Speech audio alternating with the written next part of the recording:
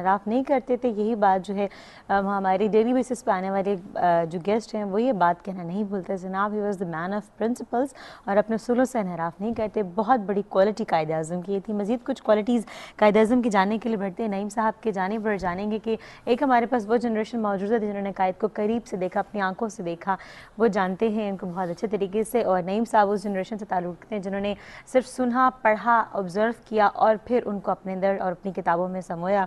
सो किस हद तक आप जो है मतलब अपने अंदर उतार पाए हैं कायद को, ही आपकी ज़ुबानी जानते हैं। हाँ, ये बहुत मुश्किल काम था, इसलिए कि जिस तरह असल इस्लाम को आज पाकिस्तान में ढूंढना बड़ा मुश्किल काम है। और जब हम बात करते हैं कि पाकिस्तान को इस्लामी रियासत होना चाहिए, तो जब आप इस दावे के बिल्कुल डेप्थ में उतरते हैं तो लोग अक्सर ये चाहते हैं कि पाकिस्तान को एक मसलकी रियासत होना चाहिए। तो जिस तरह बाज़ औक़ात लोग अपने अपने मखसूस एजेंडे के तहत उस एजेंडे को इस्लाम का लेबल लगा के पाकिस्तान को उसके ताबे रखना चाहते हैं, एग्जैक्टली यही हाल इस वक्त कायद आज़म की शख्सियत और उनके हवाले से स्टडीज़ का है। जब मैं मार्केट में गया, जब मुझे पता चला कि मुझे यहाँ से दावत दी गई और बड़ा खुशी हुई मुझे यहाँ पे आके, तो मैंने भी सोचा कि मैं कायद आज़म की शख्सियत के कौन से पहलू को ज़्यादा उजागर करूँ इस हवाले से। तो मैंने देखा कि मार्केट में बहुत ज़्यादा किताबें हैं और अक्सर किताबों का फोकस ये है कि कायद आज़म मेरे स्कूल ऑफ थॉट से ताल्लुक़ रखते थे। यानी लोगों ने कायद की शख्सियत को अपने स्कूल ऑफ थॉट से अटैच करके अपने स्कूल ऑफ थॉट को प्रमोट करने की कोशिश की है, कायद को समझने की कोशिश नहीं की। ये अलमिया है, बिल्कुल उसी तरह जिस तरह लोगों ने अपने अपने मफादात को इस्लाम का लेबल लगा के अपने मफादात को और असल इस्लाम को सेपरेट पॉइंट आपने रेस किया सीरियसली। तो अब मैं सोच में ये पड़ गया कि मैं कायद को कहाँ से तलाश करूँ। तो मैंने सोचा कि कायद को अगर तलाश करना है तो उनकी ओरिजिनल स्पीचेस में से तलाश किया जाए। Very true. फिर दूसरा लम्हा ये आया कि अब मैं कायद को किस नज़र से पढूं। अब मेरे पास वो सारा ओरिजिनल लिटरेचर अवेलेबल है, तो मैं कायद में से क्या तलाश करने की कोशिश करूं। तो लोग तलाश ये करते हैं दूसरों के सवालों के जवाब। तो मैंने सोचा मैं दूसरों के सवालों के जवाब तलाश करने की बजाय क्यों ना कायद की शख्सियत में से वो तलाश करूं जिसकी मुझे तलाश है। मैं लोगों के सवालों को साइड पर रखूं और ये देखूं कि मुझे एक बेहतर इंसान बनने के लिए, एक बेहतर पाकिस्तानी बनने के लिए और एक बेहतर नई मुश्ताक बनने के लिए, अपनी औलाद के लिए, अपनी जनरेशन के लिए रोल मॉडल अगर मैं ख़ुद से बनना चाहता हूँ तो मैं कायद से क्या बात करूँ। क्या बात करेंगे जनाब। और आपने स्पीचेस की बात की नहीं अख्तर साहब, क्योंकि ओरिजिनल स्पीचेस में से थी, आपने जो है कायद को तलाश करने की कोशिश की। इट्स रियली अप्रिशिएटिंग, हमें बेहद सराहते हैं और हम चाहेंगे कि अपने व्यूअर्स को भी सराहने का भरपूर इस बात को मौका दिया जाए।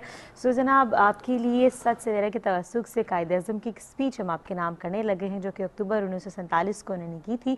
सो चलिए चलकर उनकी ये जनाब बढ़ते हैं अभी नईम साहब की जानिब। और नईम मुश्ताक साहब से हम लोग जान रहे थे कायद आज़म पे जो उन्होंने रिसर्च का सिलसिला जो था वो शुरू किया था। बेहद मुहक्किक जो है, आपने किस तरह से कंक्लूड किया और कहाँ तक आप पहुँचे थे रिसर्च में? अच्छा भाई, मेरे लिए खुशकिस्मती है कि फ़सीह साहब यहाँ तशरीफ़ फरमा है, तो एक ऐसे आदमी की कंक्लूजन को ये खुद वेरीफाई कर सकें कि ये कितनी हद तक कायद आज़म को समझ पाए हैं। आपने सबसे पहले तो मैंने ये डिफ़ाइन करने की, समझने की कोशिश की कि हम जब मुल्क से बाहर होते हैं या पाकिस्तान के अंदर होते हैं तो अपनी पहचान या तो पंजाबी कह के करवाते हैं, सिंधी, बलोची, या हम कह देते हैं मैं सुन्नी हूँ, बरेलवी हूँ, शिया हूँ।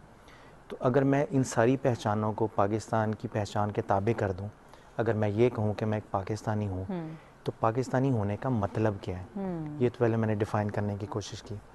और इस ज़िम्मन में मुझे वासिफ़ अली वासिफ़ का एक बड़ा प्यारा कॉल मिला जिसको मैंने अपनी किताब का मौजू भी बनाया। तो मेरा पॉइंट ऑफ व्यू, मेरा कंक्लूजन एक तो ये है कि पाकिस्तानी होने का मतलब क्या है। तो जैसे वासिफ़ अली वासिफ़ ने कहा कि जिस तरह हमारे यहाँ तरीक़त के सलासिल हैं, कादरी, चिश्ती, नक्शबंदी, सोहरवर्दी वग़ैरह, और हर सिलसिला का कोई ना कोई बानी है, इसी तरह कायद आज़म रहमतुल्लाह अलैह ताला से एक नई तरीक़त का आगाज़ होता है और वो तरीक़त है पाकिस्तानी। इस तरीक़त में तमाम सलासिल और तमाम फ़िरके शामिल हैं। हर पाकिस्तानी पाकिस्तान से मोहब्बत को ईमान का हिस्सा समझता है। हमारे लिए हमारा वतन खाके हरम से कम नहीं। इकबाल ने मुसलमानों को वहदत अफ़कार अता की और कायद आज़म ने वहदत किरदार। तो एक तो ये मैंने डिफ़ाइन किया अपने रिसर्च के ज़रिए, ये मैंने अपनी ज़ात के लिए, अपनी पर्सनल डेवलपमेंट के लिए, कि पाकिस्तानी होना मुसलमान के उन्वान से कमतर नहीं है। Very true. जिस तरह आप अगर अपने आप को कहते हैं मैं पाकिस्तानी हूँ, तो इस पाकिस्तानी के उन्वान के अंदर इस्लाम है।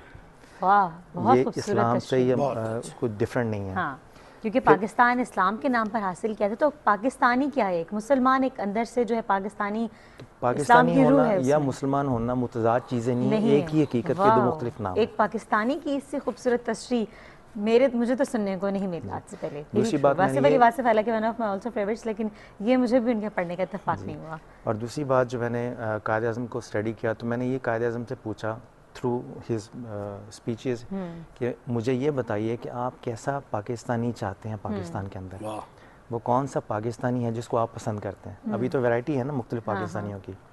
तो जो उनकी तकारीर से मुझे मिला, जो मैंने कंक्लूड किया कि नंबर 1 पाकिस्तानी कायद आज़म वो चाहते हैं, नंबर 1, जो पाकिस्तान के उन्वान से आज़ाद होकर सिर्फ पाकिस्तान के लिए नहीं बल्कि आलमी इंसानियत में अमन कायम करने के लिए अपना रोल प्ले करे। वो पाकिस्तान के अंदर भी जब अमन के लिए काम कर रहा हो तो वो पाकिस्तानी हो, मगर लेकिन जब पाकिस्तान पाकिस्तान से की बाहर जब पाकिस्तान का सफ़ीर बन के जाए तो अमन का पैगंबर पैगंबर हो, बनकर जाए, वो ये ना देखें कि जिसकी मदद कर रहा है वो पाकिस्तानी है है या या नहीं है। नहीं। बहुत खूबसूरत बात जनाब, जो डायरेक्टली कायद आज़म की स्पीच से आपने कोट की। सो स्पीचेस पे बात हो रही, तो हम चाहेंगे अपने व्यूअर्स को कायद आज़म की स्पीच जो है वो डायरेक्टली सुनवाएं, पढ़ाएं। तो अक्टूबर 1947 की एक और स्पीच हमारे पास मौजूद है। सच सवेरे के तवस्सुक से अपने व्यूअर्स को कायद आज़म की एक और स्पीच पढ़वाते और सुनवाते हैं। You are only voicing my sentiments.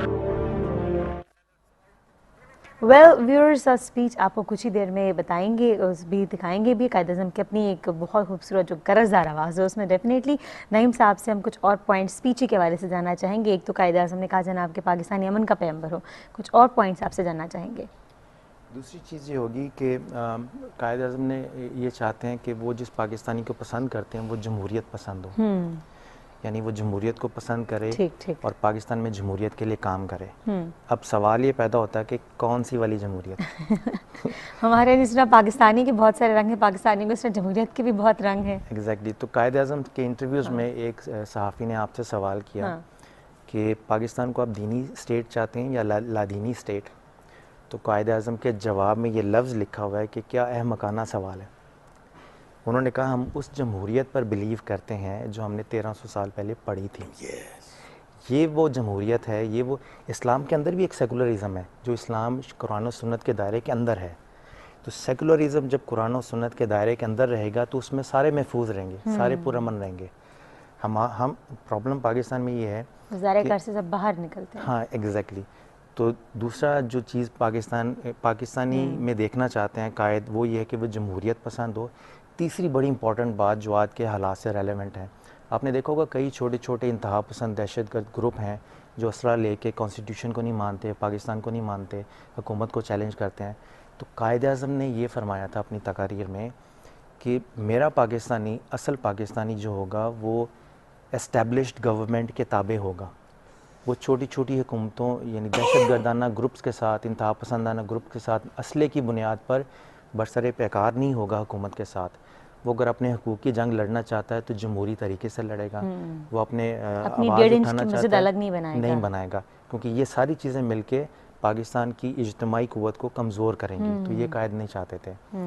और जो तीसरी चीज़ थी कायद आज़म की वो ये थी, चौथी चीज़ वो कंबाइंड अब मैं कर दूँगा दोनों पॉइंट्स एक ही में, कि कायद आज़म एक तो चाहते, अब जो मौजूदा हमारे सियासतदान हैं वो क्या करना चाह रहे हैं, जो मेरा अपना परसेप्शन है, हो सकता है कुछ लोग इससे इख्तलाफ करें, कि एक तो वो निज़ाम को सीधा नहीं होना देना चाह रहे हैं ताकि कायद का पाकिस्तानी पैदा ना हो, और दूसरा वो निसाब को ठीक नहीं होना देना चाह रहे। तो निसाब पे इसलिए ज़्यादा फोकस है ठीक नहीं होना चाहिए क्योंकि निसाब शऊर देता है कायद तक पहुँचने का। तो अगर किसी को कायद की समझ आ जाए थ्रू निसाब, तो वो निज़ाम की तब्दीली पे फोकस करेगा। और अगर निज़ाम तब्दील हो गया नहीं देना चाहते, तो वो होना नहीं चाहते। तो ये चंद एक नुकात है। मैं समझता हूँ कायद को अगर कायद की ज़ुबान से बग़ैर किसी मसलक या मज़हब के उन्वान के तहत पढ़ें, पाकिस्तानी हो के पढ़ें, क्योंकि ये घर सलामत है तो सबका मसलक भी सलामत है, सबका मज़हब भी सलामत है। जो लोग सेकुलर देखना चाहते हैं स्टेट को, उनकी सलामती भी इसी में है कि पाकिस्तान के तहफ़्फ़ुज़ का पहले सोचें। और जो अपने अपने स्कूल ऑफ थॉट के साथ अटैच हैं, वो सबकी सरों पे, बच्चों के सर पे चादर या सबका तहफ़्फ़ुज़ इस बात में है कि पाकिस्तान पहले कायम रहे। तो जो चीज़ अल्लाह ने हमें दी है, जो हमारे दायरे इख्तियार में है पाकिस्तान, अगर हम उसको सही तरह से चलाना, प्रोटेक्ट करना नहीं सीखेंगे तो हम आलम इस्लाम के नुमाइंदे और ज़िम्मेदार कैसे बन सकते हैं? आलम इस्लाम में तो और बहुत सारे ममालिक भी तो शामिल हैं ना। तो अल्लाह ने कहा कि तुम्हारी पहली ज़िम्मेदारी पाकिस्तान है, इसको अपने घर को पहले ठीक करो, अपने घर की ठीक है। और वो लोग जो अपने ही घर में तोड़फोड़ करते हैं, ज़रा ज़रा सी बात पर अपने ही घर को जलाते हैं, नजर आतिश करते हैं, अपनी चीज़ों को, अपने अमलाक को, अपने लोगों को नुकसान पहुंचाते हैं, वो शायद वाकई कायद से बहुत बहुत दूर हैं। और जनाब निसाब में तब्दीली जो है वो कायद तक हमें पहुंचा सकती है। और बहुत सारे ऐसे एस्पेक्ट्स हैं, बहुत सारे पिंचिंग पॉइंट्स हैं जिनको अगर हाईलाइट किया जाए तो कुछ तकलीफ़ तो होगी, लेकिन हमें इस तकलीफ़ को टैकल करना है और इसी से गुज़र कर जो है हमें वो मतलब वहाँ तक पहुँचना है कि जहाँ तक हम अपने कायद तक पहुँचेंगे। हम फसी इकबाल साहब की जानिब बढ़ते हैं और आप तहे दिल से आपसे गुजारिश है, आप इंशाल्लाह ज़रूर दोबारा प्रोग्राम में तशरीफ़ लाइएगा। नहीं सर, आप ज़रूर आइएगा। भी मैंने खुद बहुत सारे मेरे अपने माइंड में क्वेश्चन हैं जो कि मैं उधार हैं, मेरे खुद अपने ऊपर उधार हैं। शुरू किया तो मैं बड़ा खुश हूँ कि एक ऐसे शख्स के पास मैं बैठा हूँ जिसने डेफिनेटली देखिए, इनकी रिसर्च है, इन्होंने इंटर डायलॉग, ये एक ऐसी चीजें हैं, मेरा ख्याल है कि आज को जरूरत है कि नए नस्ल को मालूम हो। एग्जैक्टली, बहुत शुक्रिया सर, ये मैसेज फसी साहब का कि आज के मतलब जनरेशन को बिल्कुल ज़रूरत है इस बात की। बढ़ते हैं जनाब डॉक्टर नईम साहब के जाने पर जाने कि आप आखिरी हर चंद अल्फाज के तौर पर हमारे व्यूअर्स को मुखातिब करके क्या कहना चाहेंगे? बस एक बेहतर इंसान बनने की कोशिश करें, बेहतर मुसलमान बनने की कोशिश करें और बेहतर पाकिस्तानी बनने की कोशिश करें। और ये तीनों शानें जब शख्सियत में जमा हो जाएंगी तो फिर सबसे बढ़ के आलम इंसानियत का नुमाइंदा बन के हर इंसान के लिए प्यार और मोहब्बत का पैगाम बन जाए। इंसान के लिए जनाब बिल्कुल प्यार और मोहब्बत का पैगाम, और वही पाकिस्तानी की जो डेफिनेशन है वो सबसे पहले उसका पॉइंट ही यही का उनका पैगाम। बहुत शुक्रिया आप दोनों हजरात का, आप प्रोग्राम में तशरीफ़ लाए और आपने इतना कीमती वक्त दिया। आपने इस थोड़े से वक्त में बहरहाल